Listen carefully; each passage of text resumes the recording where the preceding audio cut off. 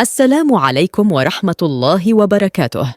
يبدو أن قضية الناخب الوطني جمال بالماضي تخفي وراءها الكثير من الأسرار التي وإن لم يتكلم هو عنها صراحة، إلا أن صديقه المقرب والصحفي بي أن سبورت خرج اليوم ليفجر ما كان مستورا.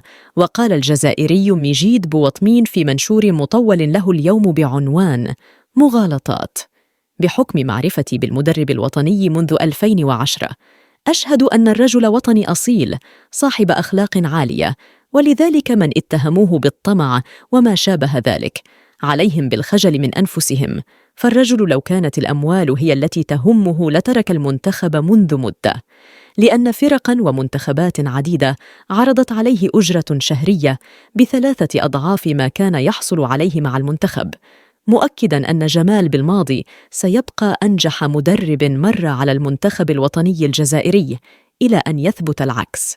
ويبدو أن بوطمين قصف كل ما قيل سابقاً، خاصة من زميله بالعمل حفيظ دراجي، حيث أوضح إنه عكس ما يتم الترويج له، فإن عقد بالماضي الذي أبرمه مع الرئيس السابق للفاف تضمن هدفاً رئيسياً، وهو التأهل لكأس العالم 2026.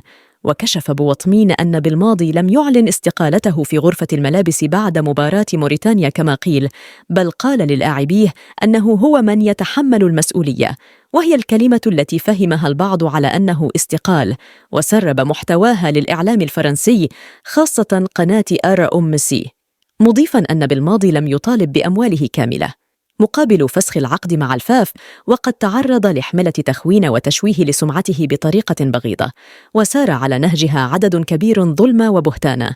وورد بمنشور بوطمين كلام آخر كثير لا يسعنا الحديث عنه كله، ولكنه يصب في سياق واحد، وأنه مغالطات كثيرة رافقت الحديث عن الناخب الوطني جمال بالماضي منذ الخروج من كان كوت ديفوار.